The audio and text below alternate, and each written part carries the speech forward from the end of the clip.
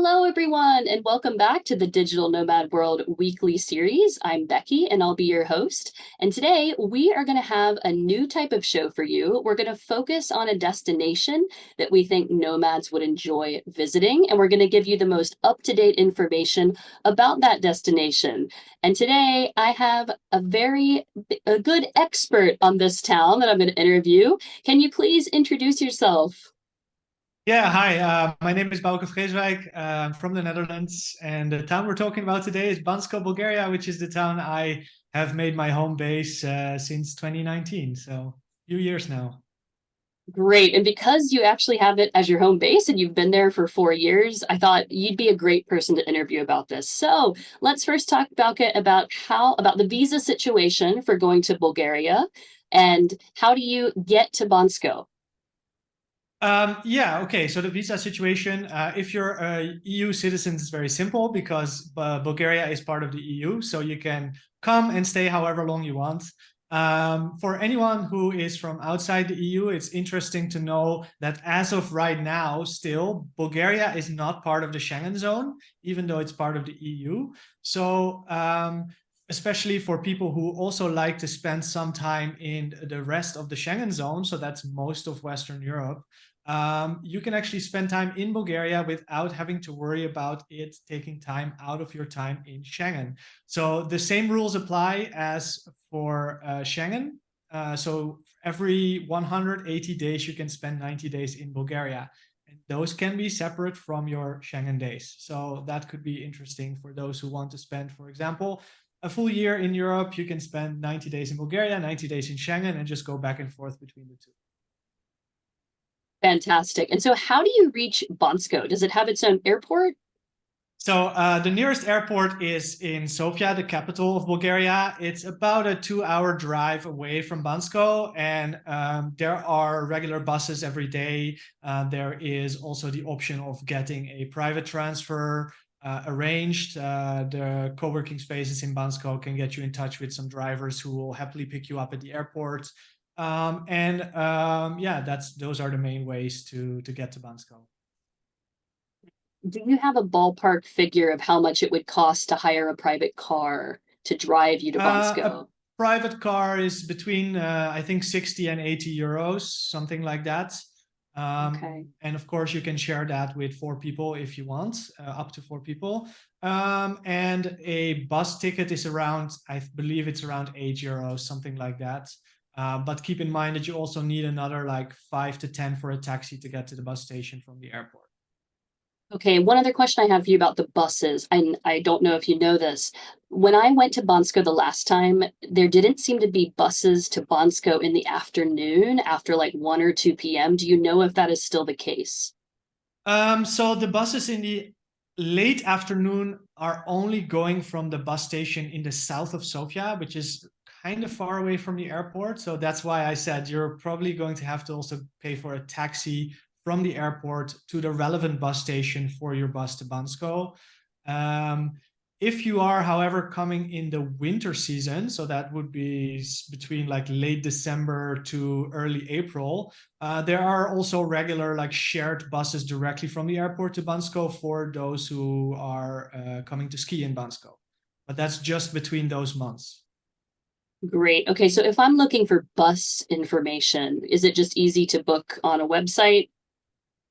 Buses cannot really be booked online. However, they don't really get full, so you can just go to the bus station and buy the ticket right there. Okay, good to know that there's these two different bus stations. I recommend the central bus station and to go in the morning, but sometimes that requires that you might have to stay for one night in Sofia and prepare for that morning bus. Yeah, exactly. That's usually the best option if you're arriving somewhat late in the afternoon or even in the evening. I know a lot of flights from Western Europe usually arrive late in the evening where there's absolutely no bus option anymore at all. So then, yeah, it's a good idea to stay somewhere in Sofia, stay somewhere in central Sofia so you can get to the central bus station early in the morning to catch the bus to Bansko. That also gives you some time to get to know Sofia, which is also a nice city in itself. Yeah, definitely. All right, so we reached Bansko. Before we get into the accommodation, can you tell us about the weather throughout the year? Yeah, so Bansko is a mountain town at an elevation of about 1,000 kilometers, so 1,000 meters, sorry, so 1 kilometer. That means that the weather is generally quite dry. So there's not a lot of rainfall, except for maybe in spring and in autumn. The summer also doesn't get too hot. So you will find that compared to other countries in the Mediterranean, which because Bulgaria is still considered Mediterranean in terms of weather, but it doesn't get like super hot in summer, so it's really nice. Usually like mid to high 20s in the summer, and then in the winter, of course, it's a ski destination because of its elevation. So Bansko is at the bottom of a mountain that is prepared for skiing with slopes. So Bansko itself gets some snow now and then, not a lot, but the mountain generally gets lots of snow, and that's where you will, of course, go to ski. So in the winter, it can get quite cold, of course. So do be prepared for that. But yeah, it's like I said, it's a ski resort, so generally that's what people come for anyway. I'm imagining like if you're going for skiing, you will get boots. Do you need generally like boots to walk around the city in the winter? Is it that kind of icy and snowy sometimes? Generally, it is recommended to wear something like hiking shoes, boots, but it doesn't have to be of the highest quality or super insulating because there's, like I said, there's not a lot of snow in the town itself. Usually there will be like a few days of snow in the town in winter, but it's not like meters and meters of snow in town. It will be like maybe up to 1 meter at most. Okay, so can you explain to us kind of like the layout of Bonsko? I know there's two distinct areas of the town, and then can you talk about going up the mountain like you've already mentioned?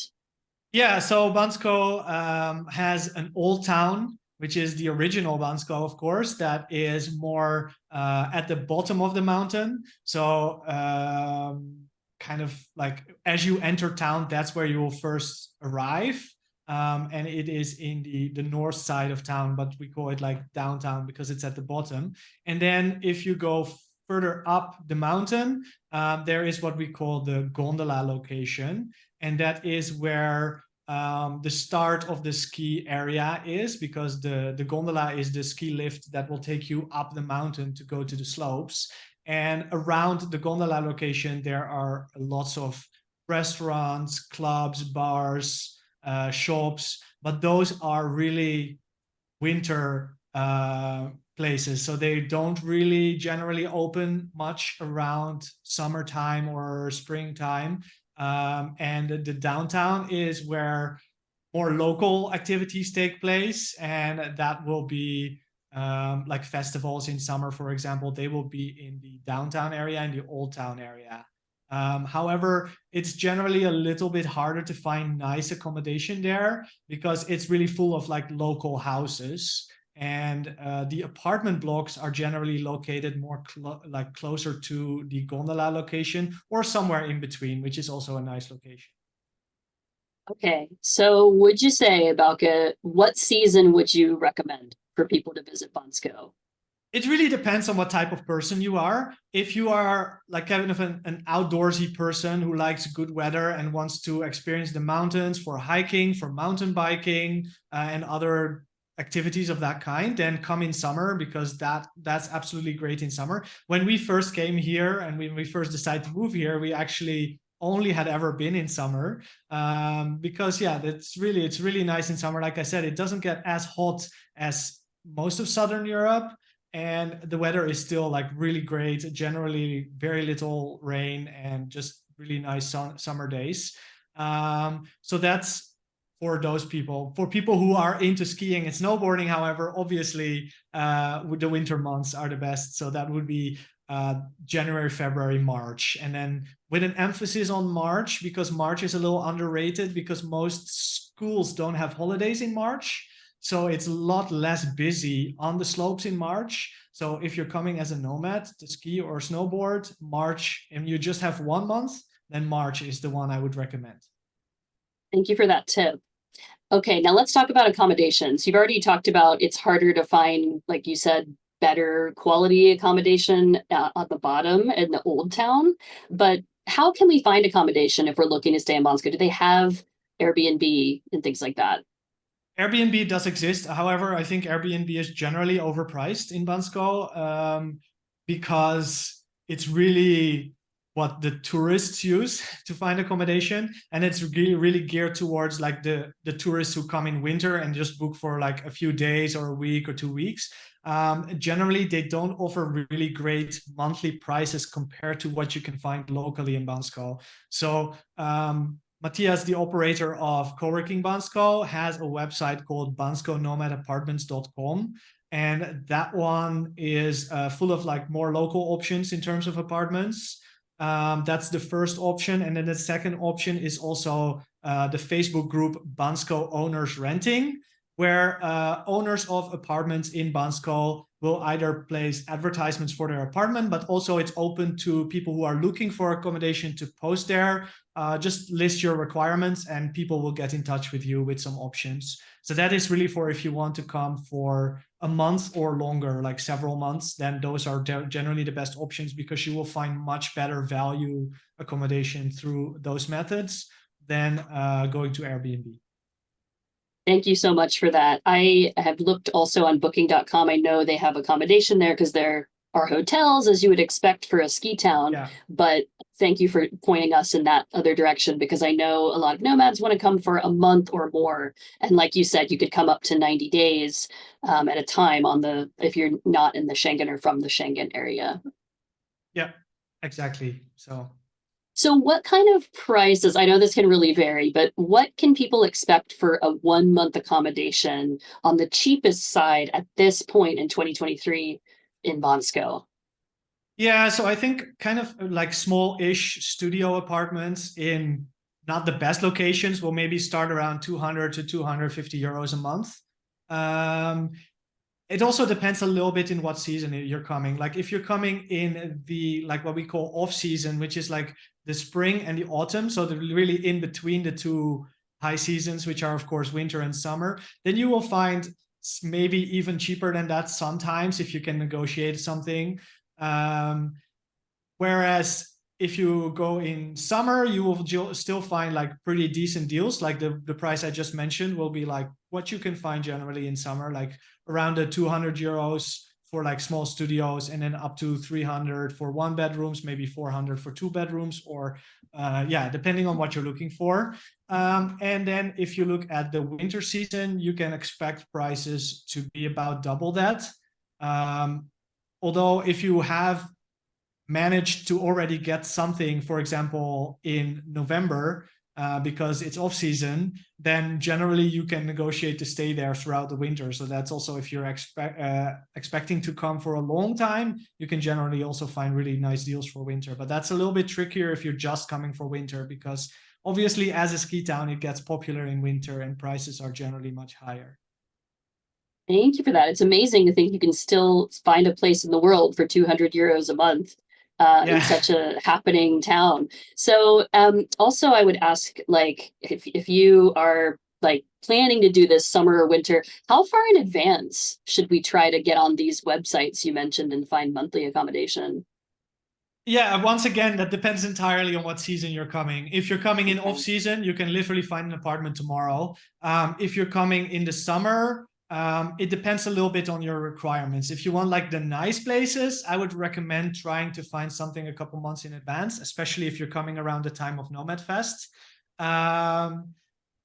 If you are coming in winter, it used to be the case that it was easier to find places like without booking too far in advance. But nowadays it seems like most places actually get booked up to a year in advance.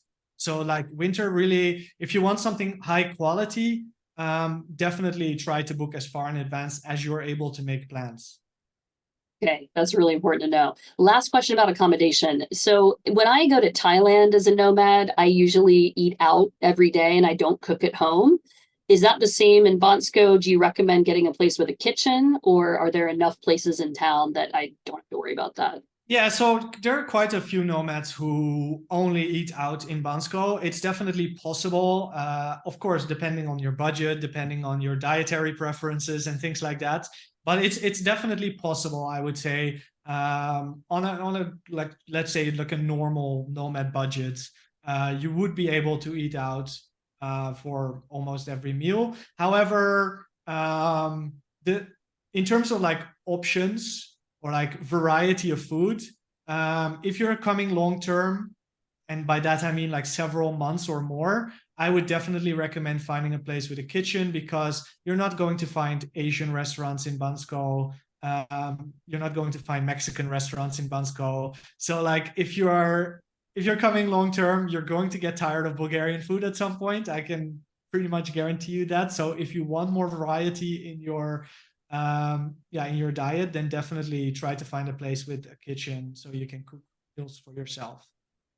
Let's talk about food now. What is the typical meal you can expect in a Bulgarian restaurant there? And what are some of your favorite restaurants you would recommend when going to Bansko that are currently the place to go?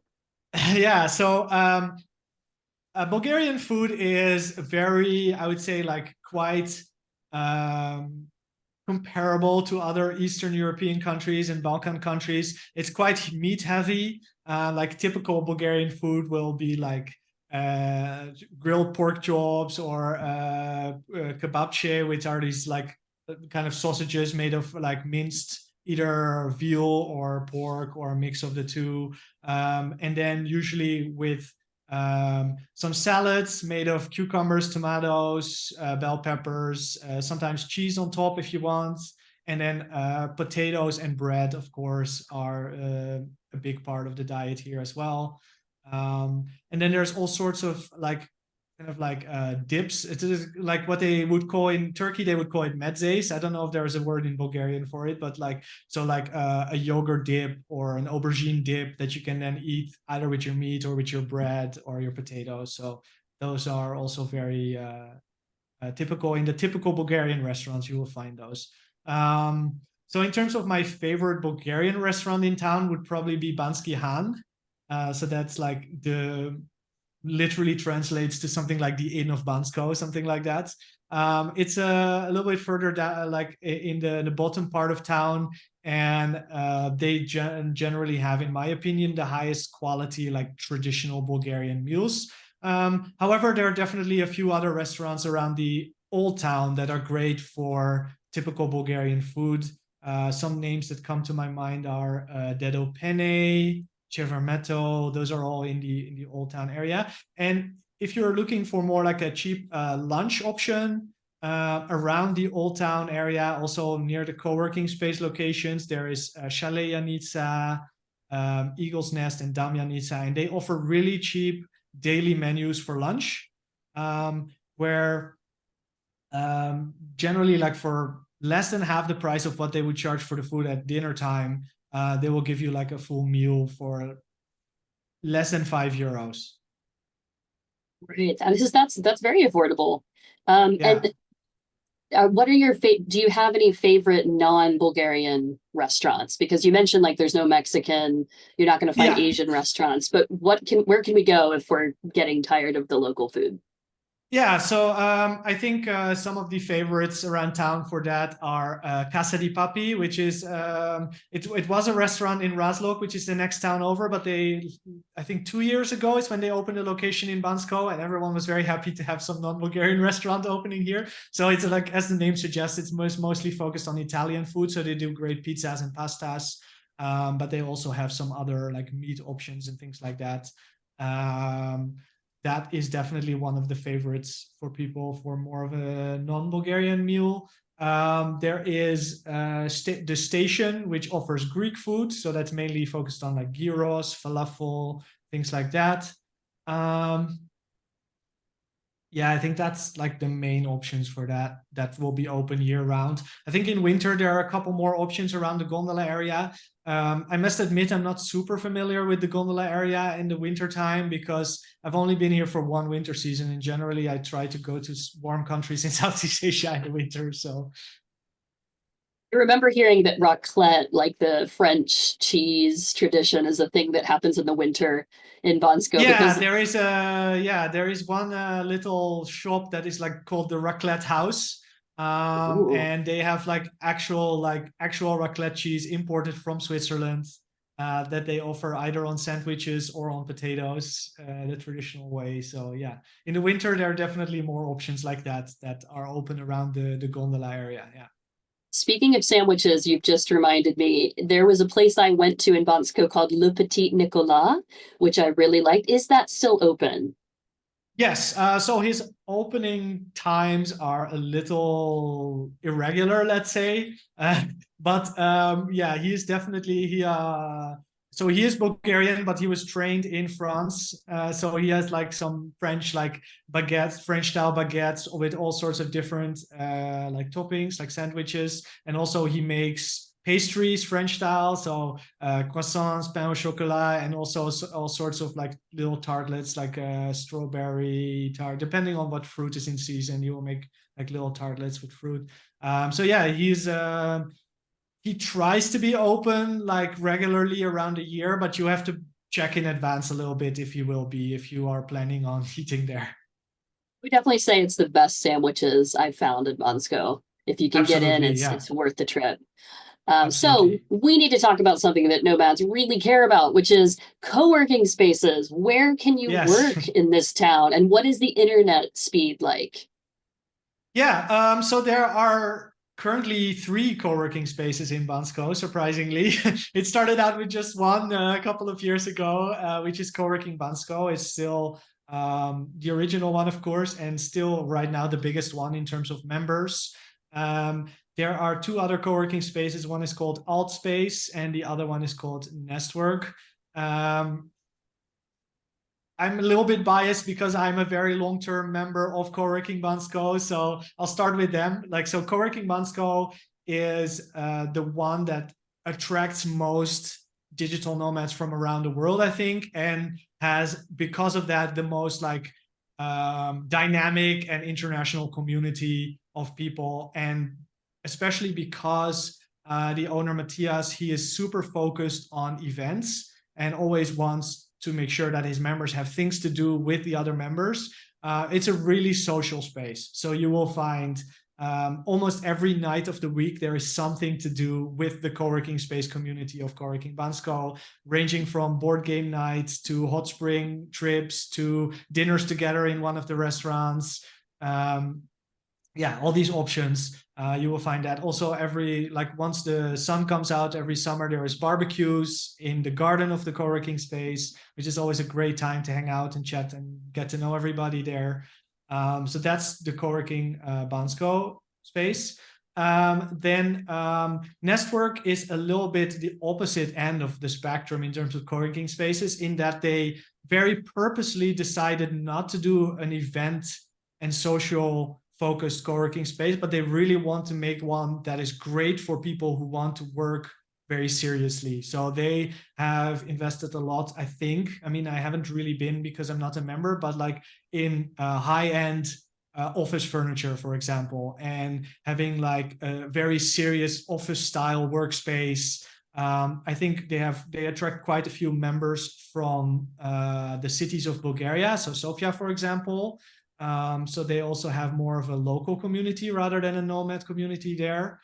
And then Altspace is, I guess, it's a space that opened a little bit, like as the name suggests, as an alternative space initially, because it was kind of more geared towards the people who didn't really fit in co-working Bansko for one reason or another. Could be many different reasons. Could be that they just didn't vibe with the community, or they didn't like the spaces and the layout and the furniture.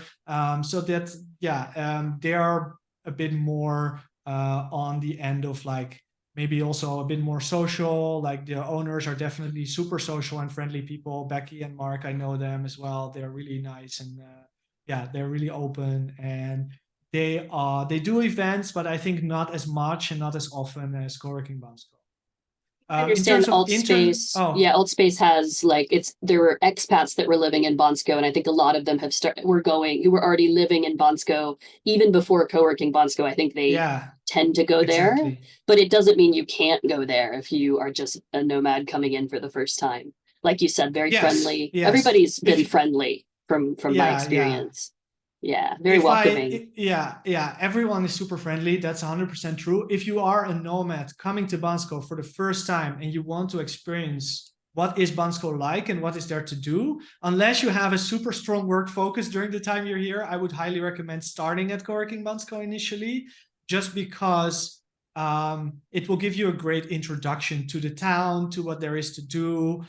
You will immediately have a community. You will immediately be able to make friends to do things together with. So that's why I think I would always recommend someone who's completely new to it to start there. And then maybe after your first month, if you feel like checking out the other spaces, definitely go for it. But just because you might miss out a little bit on like just getting your welcome into Bansko that Coworking Bansko will offer if you start out here.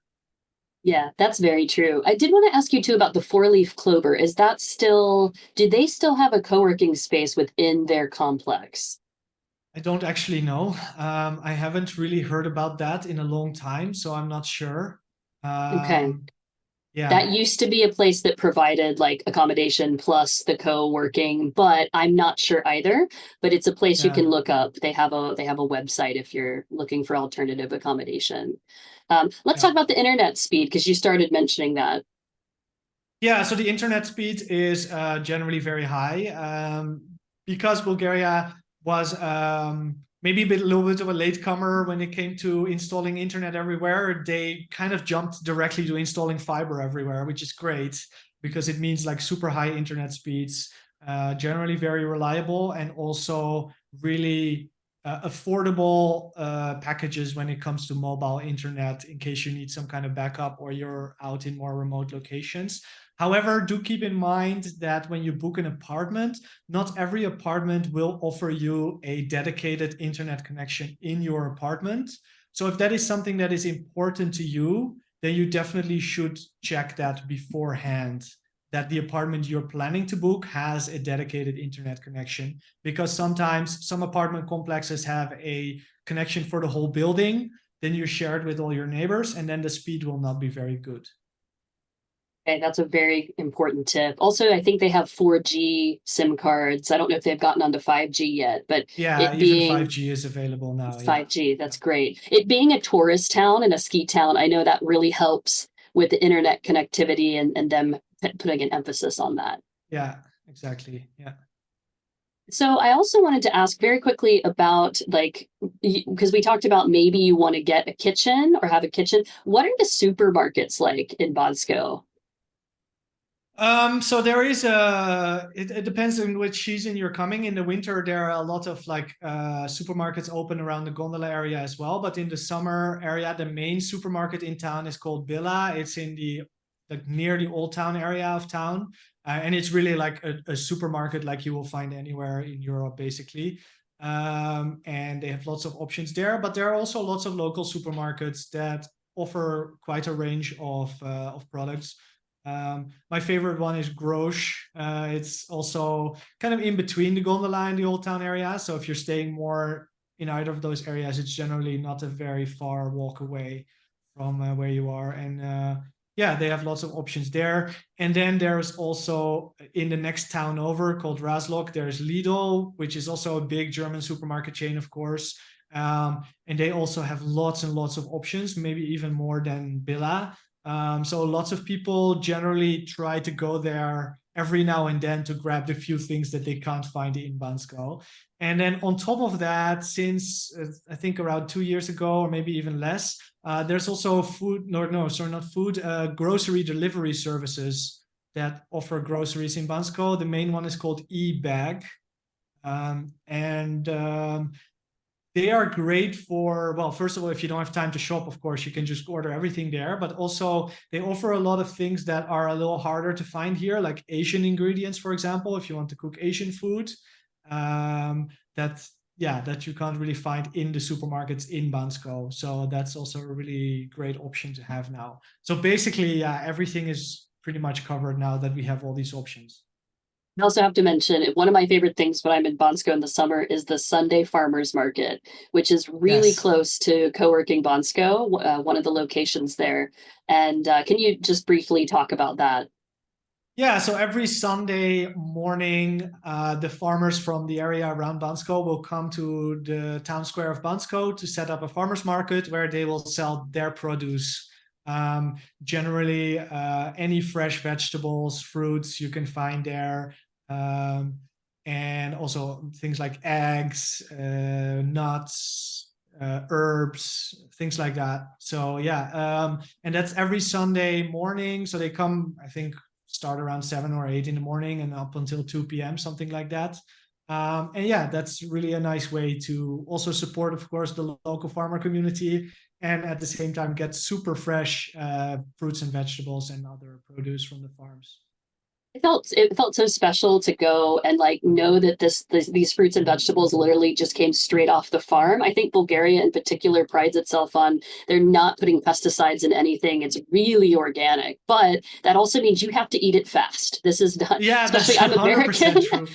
American like supermarket food will last for a week and look the same, and you start to question what's going on. That is not the case in Bonsko. Yeah, that is definitely, in my opinion, also one of the downsides of going to the Sunday market. Don't go there and shop for the whole week. We've made this mistake before as well, thinking that, oh, it's fine to cook on Friday what we bought Sunday.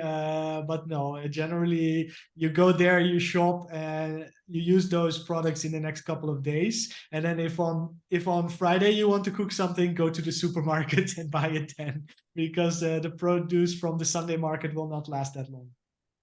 Okay, now there's so many questions for you. Okay, what about transportation around Bonsko? Is it best to rent a car in Sofia and bring it into Bonsko to get around? Do they have buses going around? Do they have Uber?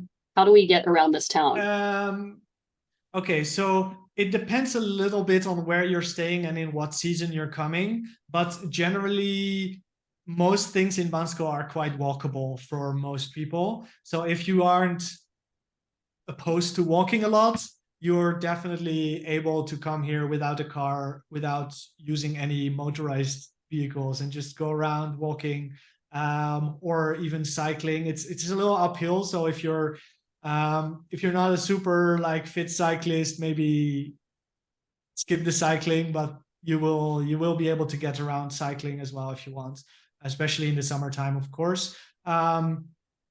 If you are coming in wintertime, and you don't want to have to bother with transportation in town, definitely make sure you stay near the gondola, because especially if you're going to be walking in ski boots with skis on your back, you don't want to be too far from the gondola, obviously. So that is definitely something to keep in mind, because if you're going to be staying in the old town area, you will not be able to find any like public transport up to the gondola area. And taxis can get quite expensive in the winter, obviously, with all the tourists in town. Um, then again, like renting a car, I would recommend it if you're planning to do more than just Bansko. Or if you have been before and you already know that it's a little small for you and you want to go around more. The car rentals in Bansko are okay if you want to rent a car just for like a day trip or like a multiple day trip. But if you want to rent like a car for the full period you're here, like a month or more, then I do recommend renting it from Sofia. Also because it will save you, of course, on having to transfer from Sofia to Bansko first. But also the prices are generally lower because there's a lot more competition. All the big car rental agencies of Europe are in Sofia. At the airport, you can just book a car, pick it up there, bring it to Bansko. And generally, you can get quite a good deal if you do that. What kind of price can we expect if we rent for a month from Sofia? It ranges a lot. It depends. Like car rent, I'm still haven't quite figured out how they price car rentals around the world. But like we have rented cars for I would say around like 300 euros a month. That's generally on the low end. But we've also seen prices go up to double that when there's a lot of demand, especially in the summertime, because obviously the rest of Bulgaria is not tied to winter season as much as Bansko is. So like summer season, like July, August is the main high season for tourism in the rest of Bulgaria. So that's when there's lots of demand for rental cars. So July, August, if you plan to come that time and you want a car, make sure you book it really well in advance, because if you want to in June book a car for July, you will pay 6, 7, 800, maybe even more for a month. Wow. Thank you. That is a really good tip. Okay, last few questions here about Bansko. There's so much to talk about. What is the level of English you can expect? How easy is it to communicate with the local people in Bansko? First question. It depends a little bit on what type of communication we're talking about. In restaurants, it's absolutely no problem at all to order in English, to speak in English to the waiter. Just don't expect to be able to customize your order as much. That is not a thing in general in Bansko or in Bulgaria, I mean. Also they will not really understand when you try to do that. But if you just order something from the menu or like just have a quick question, they will be able to generally speak well enough English to help you with that. So basically anyone who works in customer service, so the restaurants, the hotels, they will all speak English because they're used to having all these ski tourists, of course, from all over the world who do not speak any Bulgarian.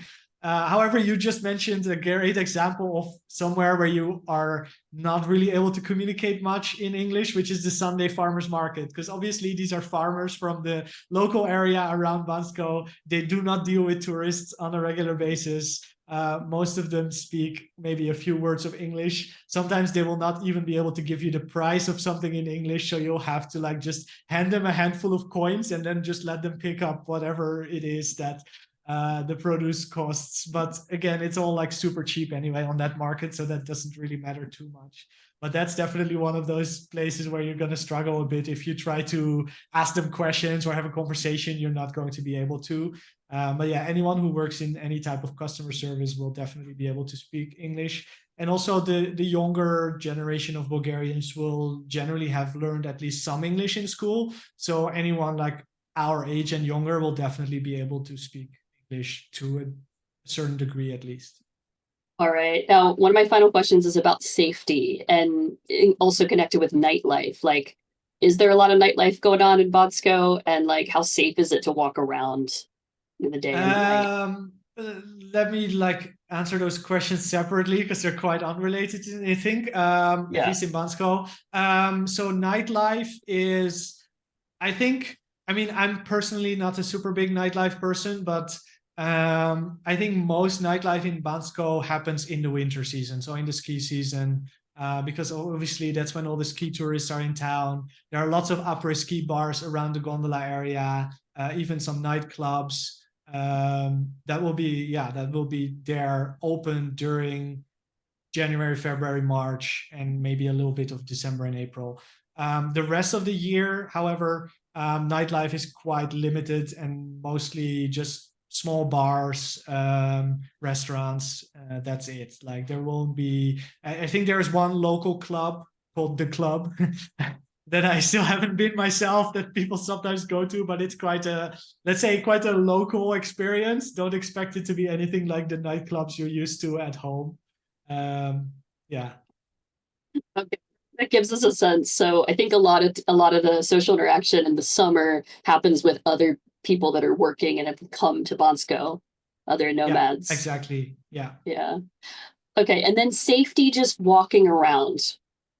Women alone. I don't know. How does it feel? It is super safe in Bansko. I've not heard anything, any incidents with people who are walking around, whether it's during the day or at nighttime.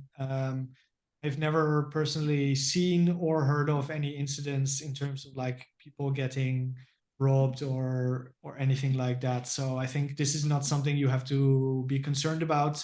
In that sense, it's quite similar to, for example, like Southeast Asia, where you can just walk around and not really worry about it. Yeah. Oh, one other thing I should mention. So maybe people don't realize that Bulgaria is not on the euro. What currency do they use, and when do you recommend getting like the currency at the airport, or is it easy to get? Yeah, so Bulgaria uses the leva, which is pegged to the euro. So there's a fixed exchange rate that's always the same. It's about 1.95 for €1. So generally we just say two to make it really easy. You just divide everything by two to get the price in euros. Yeah, there's ATMs all over town. Generally, I recommend using only the ones from the banks, like the official bank ATMs, and not the Euronext ATMs. I don't know if people are familiar with that, but that's kind of, in my opinion, a bit of a scam going all over Europe. These are like tourist trap ATMs that try to overcharge you commissions and fees and things like that. So generally, just avoid those and just use the ones from the bank, of the official ones from the banks. They are all over town and they're really easy to use, and you can just withdraw from any account at those ATMs. Generally, the fee for that is super small, and just, yeah. So no need to prepare anything in terms of like bringing cash or getting it at the airport. I mean, you can also do that, because if you want to pay for your taxi in Sofia, for example, it might be useful to already have some cash immediately. And there is also ATMs at the airport from the banks themselves that you can use. So. Thank you for that. Okay, my last question to you, Bauke, today is, why should people go to Bansko? Why did you connect with it so much that you moved there and made it as your base? Yeah, so I think there are two elements to it. First of all, like we talked a bit about the co-working spaces and the community, there's like, over the last few years, a growing nomad community in Bansko. There's lots of social events going on.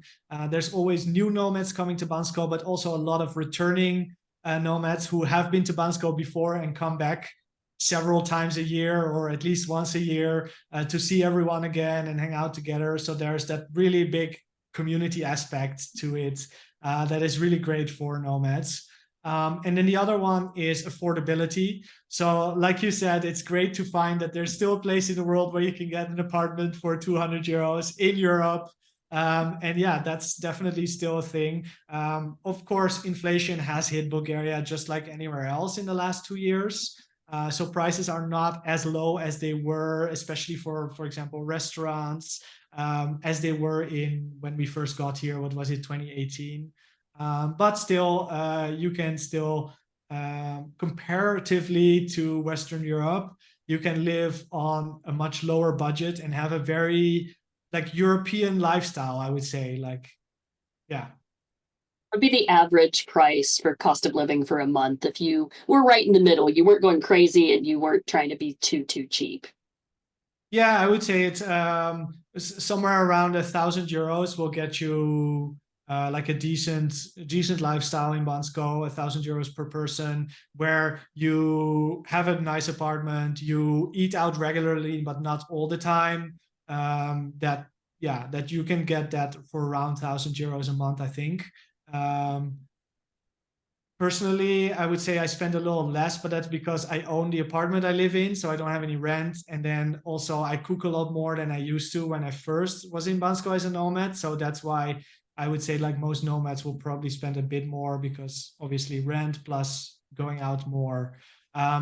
And if you come in winter and you want to go skiing and you want to go partying and you want to go to the nightlife, definitely double that budget, because you're going to be spending a lot more for sure. Well, thank you so much, Bauke, for all of this really helpful information about Bansko, Bulgaria. Hope when you guys watch this that you get inspired to visit. I've been 4 times myself. Bauke lives there. We love it. So we hope that you will too. Yeah, you're welcome.